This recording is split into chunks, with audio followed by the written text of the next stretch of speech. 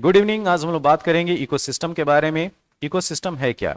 It consist of all the interacting organism and their physical environment.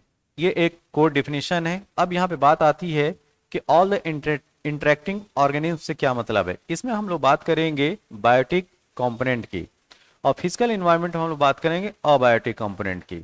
तो overall जो ecosystem होता है उसके दो कंपोनेंट होते हैं, एक बायोटिक और अबायोटिक। बायोटिक में फ्लोरा एंड फौना आते हैं, जिसमें प्लांट और एनिमल की बात की जाएगी, और अबायोटिक कंपोनेंट में आप rock system, humidity, soil texture, temperature, या ये कहें कि वहाँ का जो नॉन लिविंग जो भी एनवायरनमेंट है या एलिमेंट्स हैं वो आपके अबायोटिक कंपोनेंट्स में आएंगे। ये दोनों बायोटिक और अबायोटिक जो है वो कनेक्ट होते हैं थ्रू न्यूट्रिएंट साइकिल। आप लोग नाम सुना होगा, जैसे sulphur cycle, phosphorus cycle, carbon cycle. ठीक है, तो ये न्यूट्रिएंट साइकिल होगा, फास्फोरस साइकिल, इनको बोलते हैं न्यूट्रिएंट साइकिल। एनर्जी फ्लो की हम लोग बात करते हैं किसके थ्रू? जैसे फोटोसिंथेसिस होती है। फोटोसिंथेसिस में जो ऑटोट्रॉफ होते हैं वो सनलाइट की प्रेजेंस में अपने भोजन का निर्माण करते हैं, फूड सिंथेसिस करते हैं, और इन ऑटोट्रॉफ को फिर हर्बीवोर्स खाते हैं, फिर इन हर्बीवोर्स को कॉर्निवोर्स खाते हैं, और इन सबको ऑमनिवोर्स खाते हैं। तो ओवरऑल ये जो चक्र है, जो सन की जो एनर्जी है वो ट्रांसफर हुई किसमें? ऑटोट्रॉफ्स में। फिर ऑटोट्रॉफ से हेटरोट्रॉफ्स, जिसमें हम लोगों ने बात किया किसकी? हर्बीवोर्स, कॉर्निवोर्स और ऑमनिवोर्स की। तो ये एक एनर्जी फ्लो या न्यूट्रिएंट साइकिल जो है वो इनको कनेक्ट करता है। किसको? बायोटिक और अबायोटिक कंपोनेंट को। इसके साथ में एक चीज आपको जो ध्यान रखना है वो ये याद रखना है कि ये पूरा जो सिस्टम है एक लैंडस्केप के ऊपर हम कंसीडर करेंगे। ये देखिए, ये जो भूमि का भाग है, ठीक है, एक पर्टिकुलर एक एरिया होगी, और एक पर्टिकुलर टाइम में हम इसकी स्टडी करते हैं। ठीक है, तो यहाँ पे ये जो पूरा जो एक स्ट्रक्चर आप देख रहे हैं, जिसमें बायोटिक और अबायोटिक कंपोनेंट एक दूसरे से इंटरेक्ट कर रहे हैं, और न्यूट्रिएंट साइकिल और एनर्जी फ्लो के थ्रू ये क्या है? लिंक्ड हैं। यही इकोसिस्टम कहलाता है। क्या कहलाता है? इकोसिस्टम।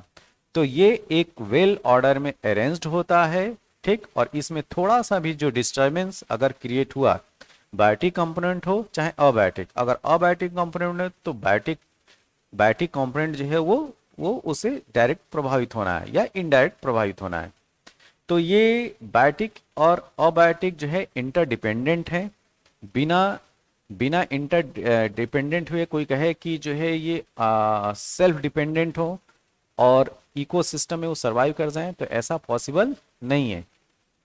नेक्स्ट हम बात करेंगे कि स्पीसीज और पॉपुलेशन क्या होता है। स्पीसीज, यहाँ पे आप जो है तीन डायग्राम देख रहे हैं। ये जो है रैबिट का है, खरगोश, ये डियर है, और ये जो है लायन है। तो स्पीसीज क्या होता है? A group of similar organism that interbreed to produce fertile viable offspring. तो ये स्पीसीज की डिफिनीशन है। मतलब ऐसा ऑर्गेनिज्म जो उसी ऑर्गेनिज्म के साथ क्रॉस कर सके एक, और वाइबल ऑफ स्प्रिंग को प्रोड्यूस कर सके। जैसे खरगोश जो है वो खरगोश के साथ ही क्रॉस करेगा और एक खरगोश को उत्पन्न कर, इसके जो बच्चे को खरगोशिंग है। ये नहीं कि खरगोश का खरगोश के साथ आप क्रॉस कराएं अब बच्चा जो है शेर पैदा हो, ऐसा तो हो नहीं सकता। ठीक है, और क्रॉस भी जो है ऐसा नहीं है कि आप क्रॉस जो है खरगोश का जो है शेर के साथ करा दें, नहीं हो सकता ना। तो स्पीसीज ये किसकी हुई? खरगोश की हुई। उसी तरीके से अगर हिरण की बात करो, यहाँ पे डियर की बात कीजिए आप, तो डियर का क्रॉस डियर से कराना है आपको। इसके जो ऑफ स्प्रिंग होगी वो इन्हीं के तरीके से, इनके क्रॉस से जो बच्चे जो पैदा होंगे वो शेर या हाथी तो नहीं होंगे ना, वो डियर ही होंगे।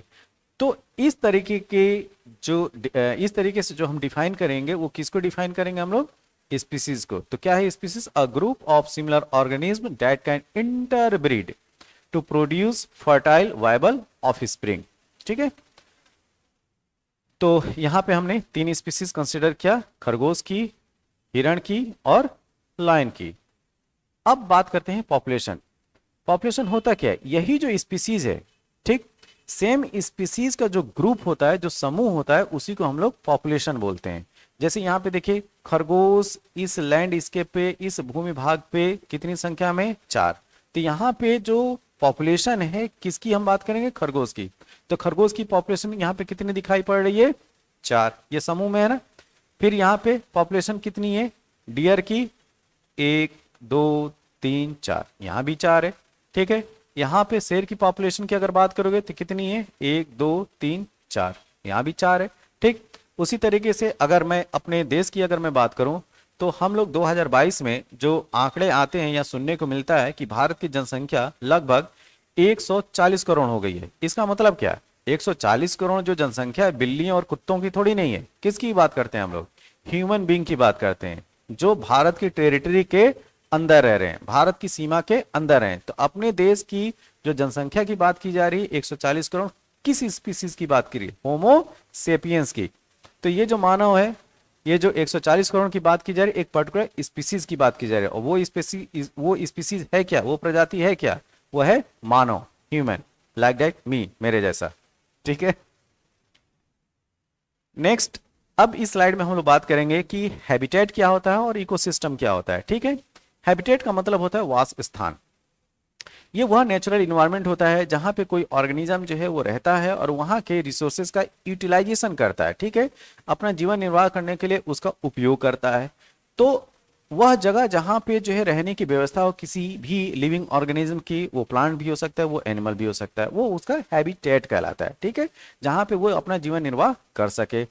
तो यहाँ पे डेफिनेशन आपको देखने को क्या मिल रही है, it is the natural environment, पहला point, in which an organism lives, रहता है, and utilises the resources of the environment, जो उसके आसपास का जो वातावरण है उसमें जो रिसोर्सेज हैं वो बायोटिक रिसोर्सेज हो सकते हैं और अबायोटिक रिसोर्सेज होते हैं, उनका क्या करता है, यूटिलाइजेशन करता है, ठीक है। अब हैबिटेट की बात किया जाए तो हैबिटेट का क्लासिफिकेशन आप दो तरीके से कर सकते हो, एक टेरेस्ट्रियल हैबिटेट और दूसरा जो है एक्वेटिक हैबिटेट्स। टेरेस्ट्रियल मतलब जो जमीन पे जो जीव जंतु या पेड़ पौधे जो है वो जमीन पे अपना जो है निवास स्थान बनाते हैं, वो टेरेस्ट्रियल हो गया, ठीक है। जो पानी के अंदर बनाते हैं या पानी में रहते हैं उनको एक्वेटिक हैबिटेट्स बोलेंगे। यहाँ पे एक एग्जांपल देख लेते हैं, जैसे जैसे बकरी है, ठीक है, ये बकरी जो है, क्या आप इसका हैबिटेट एज्यूम कर सकते हैं कि पानी में हो, नहीं, बकरी जो पाई जाएगी वो जमीन पे ही रहती है, ठीक है, क्योंकि इसके खाने रहने की जो व्यवस्था है वो कहाँ पे, जमीन पे अवेलेबल है। उसी तरीके से अगर दूसरा एग्जाम्पल है मछली का, ठीक है, मछली का आप लोग अगर एग्जाम्पल हो तो मछली का क्या पॉसिबल है कि आप जो है उसको उसको जो है आप जमीन पे जो है वो रहने की व्यवस्था दे दीजिए, बढ़िया एयर कंडीशन वगैरह लगा दीजिए तो जमीन पे रह पाएगी, नहीं, उसको क्या चाहिए, पानी चाहिए, ठीक है। भले आप एक्वेरियम आर्टिफिशियल इकोसिस्टम उसको जो है दे दीजिए, क्या, एक्वेरियम बना के, लेकिन एक्वेरियम में भी क्या होता है, पानी होता है। तो एक्वेटिक हैबिटेट मतलब पानी में निवास स्थान जिसका हो, जैसे एग्जाम्पल मछली, ठीक है, वो पानी में रहती है। हाँ, ये हो सकता है कि वो समुद्र वाले पानी में वो रहती है, मतलब कि मेरीन वाटर में रह रही है कि फ्रेश वाटर में रह रही है, ये अलग बात है। अब हम नेक्स्ट बात करेंगे इकोसिस्टम को। तो हम लोगों ने स्टडी कर लिया कि ये जो है इंटरेक्टिंग इन्वायरमेंट होता है इकोसिस्टम में, हम लोग बात करते हैं जिसमें बायोटिक अबायोटिक या ये कहें कि जितने भी ऑर्गेनिज्म होते हैं अपने जो फिजिकल इन्वायरमेंट के साथ इंटरेक्ट करते हैं और nutrient cycle and energy flow के साथ जो है वो लिंक्ड होते हैं, इसी को क्या बोलेंगे, एक इकोसिस्टम। अब यहाँ पे हम बात फुल स्टॉप करते हैं, आगे कुछ और इकोलॉजिकल और इकोसिस्टम से रिलेटेड कुछ जो टर्म्स होंगे उसको हम लोग डिस्कस करेंगे। तब के लिए थैंक यू, धन्यवाद।